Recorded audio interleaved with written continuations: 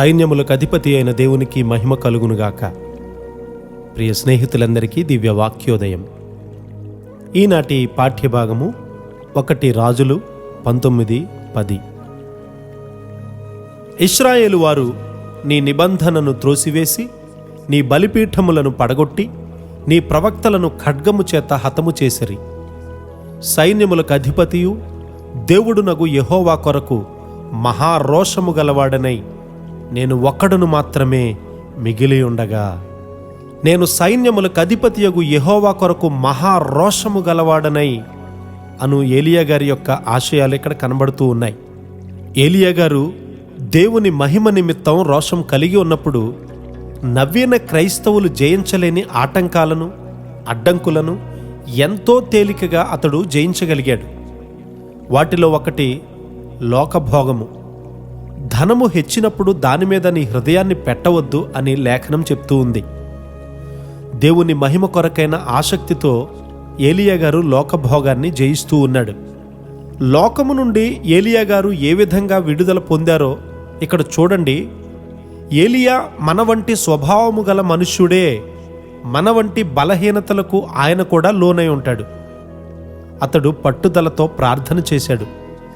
లోకంతో పాటు ఎదగాలి, లోకముపై మెప్పు పొందాలి అనే శోధన ఆయనకు కూడా ఉంది. దేవుడు చాలును అని అతనికి తెలుసు.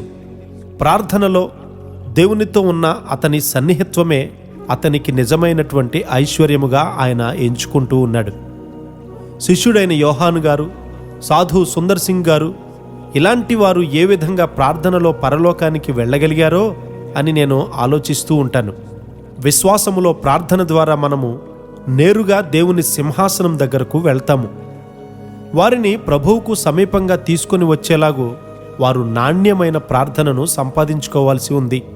అటువంటి విషయాల కొరకు ఎంతమంది ఆశిస్తూ ఉన్నారో అని నేను ఆశ్చర్యపడుతూ ఉన్నాను. ఎవరైతే ఈ లోకానికి చనిపోతారో, పూర్తిగా చనిపోయారో వారు మాత్రమే అటువంటి విషయాలకు చెందినవారు. మనము ఏలియా గారి యొక్క ఆశయాన్ని చూస్తూ ఉన్నాం. ఆయన తన భద్రతను ప్రేమించట్లేదు. ఏలియా గారికి ఆ దిశలో ఎలాంటి భయమూ లేదు. ఇశ్రాయేలు సంతతి నీ నిబంధనను త్రోసివేశారు. దేవునితో వారు చేసిన నిబంధనను వారు మీరారు. దేవుని మహిమ కొరకు ఏలియా గారి యొక్క ఆసక్తి ఎంతో గొప్పది. అక్కడ ఏమాత్రము రాజీ లేదు. వారు నీ బలిపీఠములను పడగొట్టారు అంటే అక్కడ ప్రార్థనక లేదన్నమాట.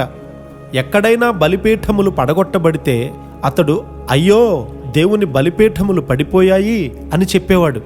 ప్రజలు 3 గంటల సేపు చదవడంలో, ఆటలలో గడపగలరు కానీ ప్రార్థన మాత్రం చేయలేరు. అది చాలా దుఃఖకరమైనటువంటి పరిస్థితి. మన దేశంలో ఉజ్జీవం కొరకు మనము కూడా పౌరుషము కలిగినటువంటి ఏలియా వలె మొర్రపెట్టుదుము గాక. ఆమెన్.